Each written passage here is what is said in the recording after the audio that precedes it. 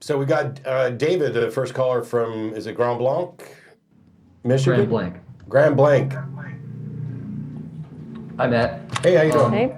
I'm a proponent of William Lane Craig's moral argument, and I have a couple of questions about some of the objections you've had with that argument in the past. Okay. So, as I understand it, you are a moral realist, correct? What's that? From what I understand, you are a moral realist, right? You accept premise 2 of the argument? Well, it depends on what, so you better give the argument so that it's clear that, and we're not just talking to each other in code while nobody else gets to hear anything. Okay, well, premise 1 is, if God does not exist, then objective moral values and duties do not exist. Yeah, I Premise reject the 2 first is premise. objective moral values and duties do exist, and then the conclusion is that God exists. Yeah, I reject the first premise. Okay, and from what I understand, and correct me if I'm misrepresenting you, but in the past you've said that moral values are right and wrong depending on how they affect the well-being of people. So, yeah, when I'm talking about morality, I tend to be talking about well-being. If that's not what somebody else is talking about, then we'd need a different word. Okay. But that, to me, seems to be the evaluation that we're making, and that because we're physical beings in a physical universe, there are truths to be discovered about the consequences of our actions, but they are entirely situational. Okay, well, then my question would be, what is truly wrong with negatively affecting the well-being of people on an atheistic worldview? If we are just a blind product of time plus matter plus chance, what inherent moral worth do we have? We have moral worth to ourselves. That's what matters. Is that not completely subjective, though? Yeah. So how is it objectively wrong So to hurt somebody? the assessment is contingent upon us agreeing that we're going to care about well-being.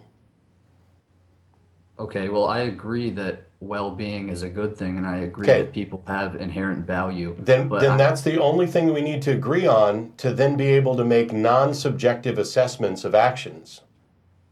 Okay, but on your worldview, if there is no God and we are just overgrown germs, then what is our inherent moral worth? I have a basis. There's no such thing as inherent moral worth. So it isn't right or wrong to kill somebody. Moral evaluations are what we make. There's no intrinsic right or wrong. So morality is subjective. The foundation of morality, as I mentioned already and conceded a minute ago, is subjective, that we're going to care about well-being. Because if we don't, we're going to cease to exist. We care about our existence and we care about our well-being. Those people who don't care about it tend to go away. And so what I said a minute ago was that the only thing we need to agree on is that we do in fact care about our well-being. And once we agree to that, which is subjective, and you could potentially argue arbitrary, I don't think it's quite the case, because we're talking about whether or not we exist or not, or the quality of our existence. But assuming we agree on well-being, we can then make non-subjective assessments of the consequences of our actions. If you and I care about well-being, then lopping off my head is in violation with my well-being, right? Yes. Okay, But that's all we need, and it's not a matter of opinion as to whether or not that is in violation of my well-being. It's a fact. okay, but you're just redefining right and wrong in terms of I'm not creature redefining force. anything. What I'm saying is this is what most everyone has always meant when they talk about right and wrong. That what they're actually pointing to is a foundation of well-being. That if morality is to mean anything, it references well-being. Now, if you disagree with that morality is something else, okay, then you're talking about something different from what I'm talking about.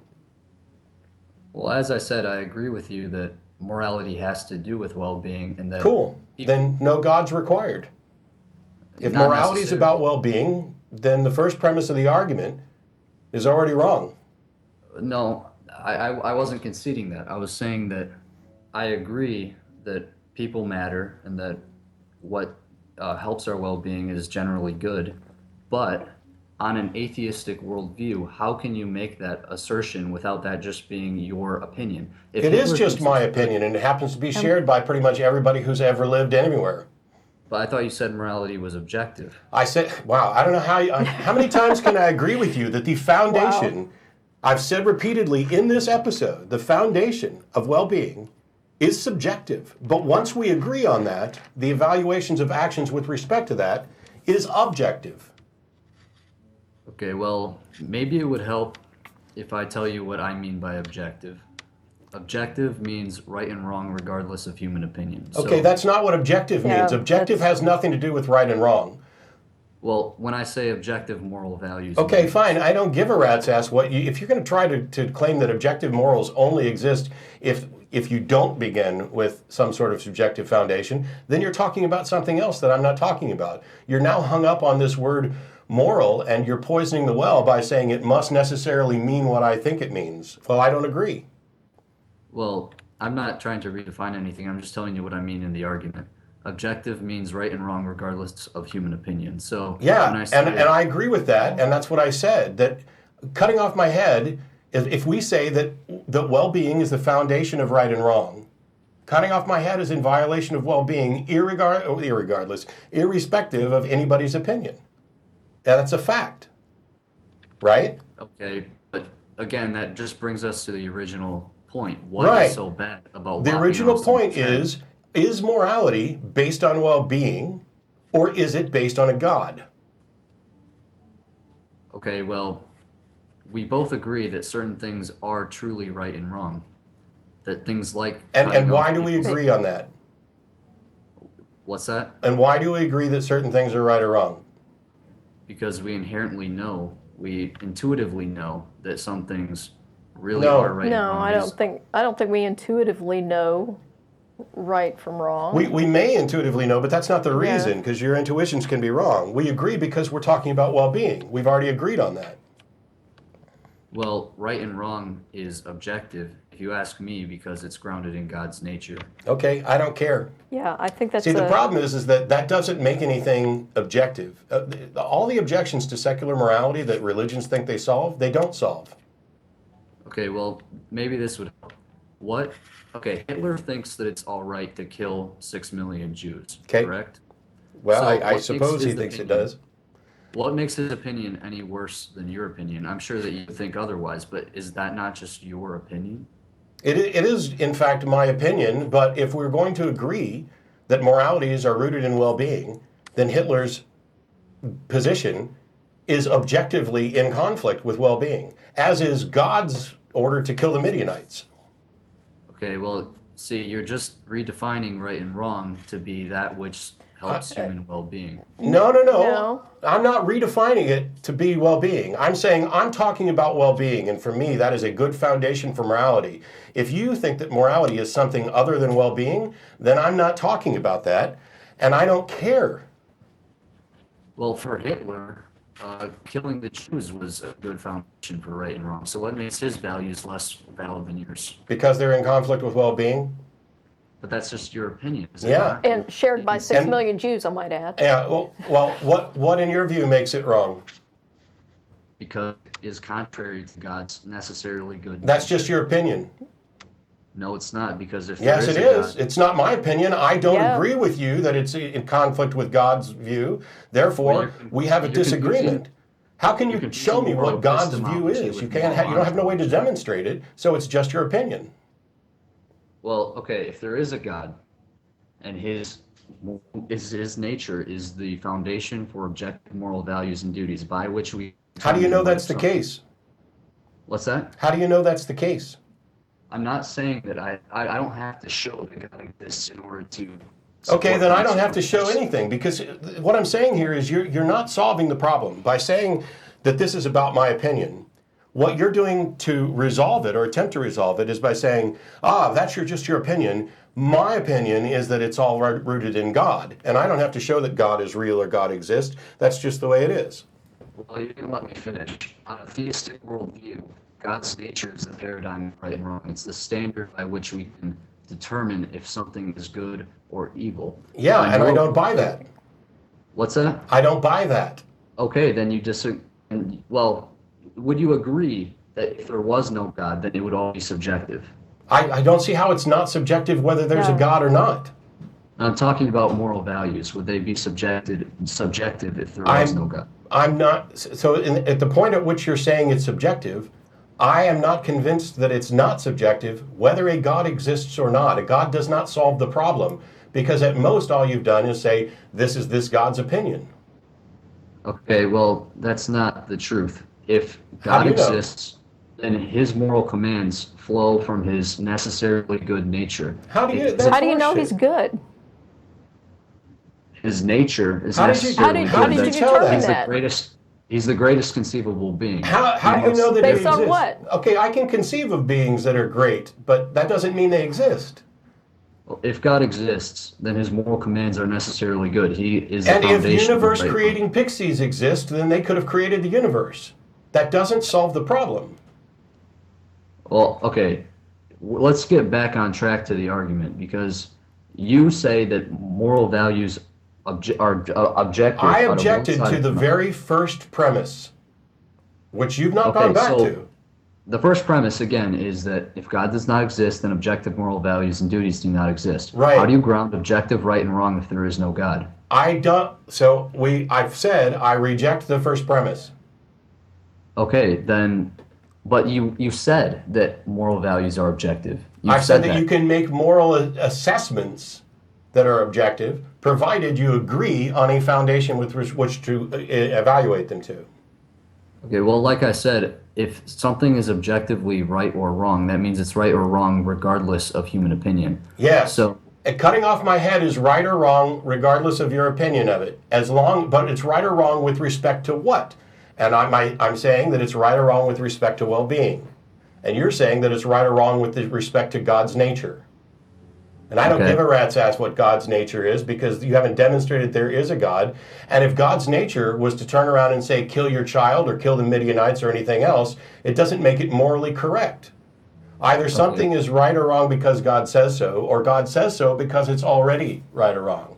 If the first is true, then whatever God says becomes moral, and there's no moral standing beyond capriciousness, beyond God's opinion, which still makes it subjective. And if God only says something is moral because it's his character to say that things are moral, then his character can be discovered irrespective of whether he exists or says so. I want to get back to the original thing that you said. Um, you said that it's wrong to lop off your head regardless of human opinion. Yeah. Because That's not the first thing I said, by the way, but go ahead. well, you said that, and then you went on to talk about how God is deficient for objective moral values, which was off topic of the first premise, anyways. No, it wasn't. Okay. If the first premise is that without God you can't have objective moral values, what if it turns out you can't have objective moral values even if there is a God? Then the argument utterly fails. I could concede there is a God, and you still have not demonstrated objective moral values under the definition you're trying to use. That's why I reject the first premise. Okay. Well, I still want to hit on that one point, though, because I don't think you've sufficiently given a foundation for objective moral values. It's not if my there's no goal or requirement to give a foundation for objective moral values. Your argument begins with, if there is no God, there is no objective moral values. You have not demonstrated that there actually are objective moral values under your definition. Okay, well, I just need to show that premise one is true. So Sure. if there's, on an atheistic worldview, what makes anything right or wrong? It's all just opinion based. Okay, you're not understanding the first premise. If there is no God, in other words, if atheism is true, then nothing is objectively right or wrong. That's the first premise. So, there's two things that need to happen here. You have to demonstrate that on your worldview, objective moral values can exist, and on all competing worldviews, they cannot exist.